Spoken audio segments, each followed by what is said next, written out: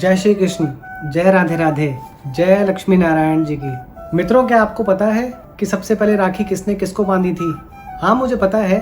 आप लोग कहेंगे कि महारानी जोधाबाई ने हुमायूं को सबसे पहले राखी भेजी थी, तभी से ही राखी की प्रथा शुरू हुई। ये बात सरासर झूठ है, बिल्कुल गलत है। आज मैं आपको यही कहानी सुनाने आया हूँ कि राखी सबसे पहले किसने किसे बांधी थी। और ये बात कोई 300-400 साल पुरानी नहीं है, ये बात सतयुग की है। तब श्री राम का जन्म भी नहीं हुआ था। ये उन दिनों की बात है जब राजा बाली यहाँ पर राज करते थे। राजा बाली ने यज्ञ करके भगवान विष्णु को प्रसन्न किया।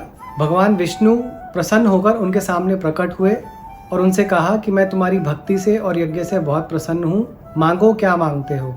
राजा बलि ने कहा, प्रभु ऐसे नहीं, पहले आप मुझे त्रिबाचा कीजिए कि मैं जो भी कहूँगा वो आप मुझे देंगे ही देंगे। त्रिबाचा मतलब दूंगा दूंगा दूंगा, ऐसा 3 बार बोलिए, तभी मैं आपके सामने अपना वचन रखूंगा। भगवान विष्णु पहले तो मना करने लगे। उन्होंने कहा कि आप पहले वर तो मांगिए, तभी मैं आपको बताऊंगा कि मैं आपको वो दे पाऊंगा या नहीं दे पाऊंगा। मैं आपके हालांकि यज्ञ से खुश हूँ, भक्ति से खुश हूँ, तो आपको दूंगा, जरूर दूंगा। परंतु राजा बलि अड़े रहे कि नहीं, आप मुझे पहले त्रिबाचा कीजिए, तभी मैं आपको बताऊंगा कि मुझे आपसे क्या वचन चाहिए। आखिरकार हार कर भगवान विष्णु ने उनसे त्रिबाचा किया कि दूंगा दूंगा दूंगा। राजा बाली ने भगवान विष्णु को कहा, प्रभु मुझे आपसे सिर्फ इतना चाहिए कि जब भी मैं सोने जाऊं और सोकर उठूं, उठकर मेरी नज़र जहां भी जाए वहां पर मुझे आप ही आप दिखें। अब उसकी ये बात सुनकर भगवान विष्णु का माथा ठनका कि इसने तो मुझे पहरेदार ही बना दिया है। जब भी ये सोकर उठेगा तो मुझे इसके सामने प्रकट होना पड़ेगा। अब ये कब उठता है वो तो मुझे पता नहीं है, तो मुझे इसके सामने हर वक्त ही प्रकट रहना पड़ेगा। अब क्योंकि उन्होंने त्रिबाचा कर लिया था तो इसलिए उन्हें ये वचन अपना निभाना पड़ा। अब वो राजा बलि के पहरेदार बनकर रह गए। इधर माता लक्ष्मी भी बैकुंठ में बिना विष्णु जी के बहुत बेचैन हो रही थीं। उनका वहाँ मन ही नहीं लग रहा था। कुछ दिनों के बाद वहाँ पर नारद जी आए। लक्ष्मी जी ने अपनी बेचैनी नारद जी को बताई। उन्होंने कहा कि मेरा मन भगवान विष्णु के बिना बैकुंठ में लग ही नहीं रहा है। अब आप ही कोई उपाय बताएं, कैसे मैं राजा बलि से अपने पति को छुड़वाऊं। तब नारद जी ने उन्हें एक युक्ति सुझाई। उन्होंने कहा, आप राजा बलि को अपना भाई बना लीजिए और भाई बनाने के बाद उनसे पहले त्रिबाचा कराइएगा। पहले उनसे बुलवाइएगा कि हाँ दूंगा दूंगा दूंगा, और फिर उसके बाद दक्षिणा में उनसे अपने वर को मांग लीजिएगा। माता लक्ष्मी को उनका ये सुझाव बहुत पसंद आया। उन्होंने एक बहुत ही सुंदर स्त्री का रूप बनाया और पृथ्वी पर प्रकट हो गई और वो सीधा राजा बलि के दरबार में पहुंची और जोर जोर से रोने लगी। एक सुंदर स्त्री को रोता हुआ देखकर राजा बलि को दया आ गई।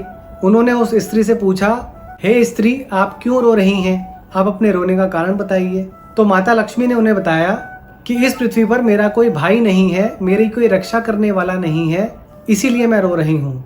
अब राजा बलि ने उन्हें जवाब दिया कि आप चिंता मत कीजिए, आप मेरी धर्म बहन बन जाइए, आज से आपकी रक्षा मैं करूँगा।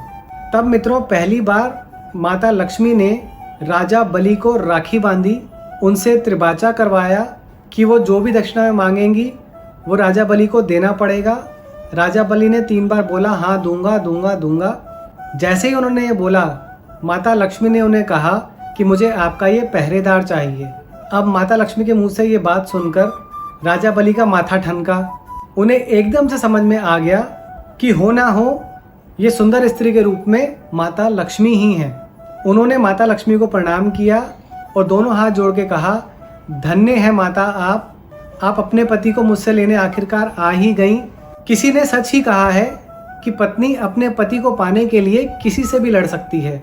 आपने तो बड़े ही प्यार से, बड़े ही मान मनुहार से अपने पति को मुझसे ले लिया है। अब आप अपने पति को लेकर जाइए और आप दोनों बैकुंठ में वास कीजिए।